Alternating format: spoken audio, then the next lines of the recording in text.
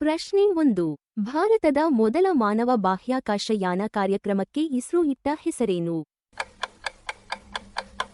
ಉತ್ತರ: ಗಗನಯಾನ. ಪ್ರಶ್ನೆ 2. ಏಪ್ರಿಲ್ 10, 2026 ರಂದು ಗಗನಯಾನದ ಯಾವ ಪ್ರಮುಖ ಪರೀಕ್ಷೆ ಯಶಸ್ವಿಯಾಯಿತು? ಉತ್ತರ: ವಾಯುಪ್ರಯೋಗ. ಪ್ರಶ್ನೆ 3. ಗಗನಯಾನ IADT ಪರೀಕ್ಷೆಯಲ್ಲಿ ಕ್ಯಾಪ್ಸೂಲ್ ಅನ್ನು ಸಮುದ್ರದಿಂದ ಯಾರು ಮರಳಿ ತಂದರು? ಉತ್ತರ: ಭಾರತೀಯ ನೌಕಾಪಡೆ. ಪ್ರಶ್ನೆ 4. ಗಗನಯಾನ ನೌಕೆ ಹೊತ್ತೊಯ್ಯಲು ಇಸ್ರೋ ಬಳಸುವ ರಾಕೆಟ್ ಯಾವುದು? ಉತ್ತರ: LVM-3. ಪ್ರಶ್ನೆ 5. ಗಗನಯಾನ ಗಗನಯಾತ್ರಿಗಳನ್ನು ಕನ್ನಡದಲ್ಲಿ ಏನೆಂದು ಕರೆಯುತ್ತಾರೆ? ಉತ್ತರ: ಗಗನಯಾತ್ರಿ. ಪ್ರಶ್ನೆ 6. ಗಗನಯಾನ ಮಿಷನ್ನಲ್ಲಿ ಎಷ್ಟು ಗಗನಯಾತ್ರಿಗಳು ಬಾಹ್ಯಾಕಾಶಕ್ಕೆ ಹೋಗಲಿದ್ದಾರೆ?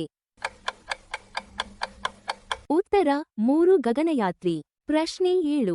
ಗಗನಯಾನ ನೌಕೆ ಭೂಮಿಯಿಂದ ಎಷ್ಟು ಎತ್ತರದಲ್ಲಿ ಭೂಮಿಯನ್ನು ಸುತ್ತಲಿದೆ? ಉತ್ತರ: 400 ಕಿ.ಮೀ. ಪ್ರಶ್ನೆ 8. ಗಗನಯಾನ ಮಿಷನ್ ಎಷ್ಟು ದಿನ ಬಾಹ್ಯಾಕಾಶದಲ್ಲಿ ಇರಲಿದೆ? ಉತ್ತರ: 3 ದಿನ. ಪ್ರಶ್ನೆ 9. ಇಸ್ರೋ ಸ್ಥಾಪನೆಯಾದ ವರ್ಷ ಯಾವುದು? ಉತ್ತರ: 1969. ಪ್ರಶ್ನೆ 10.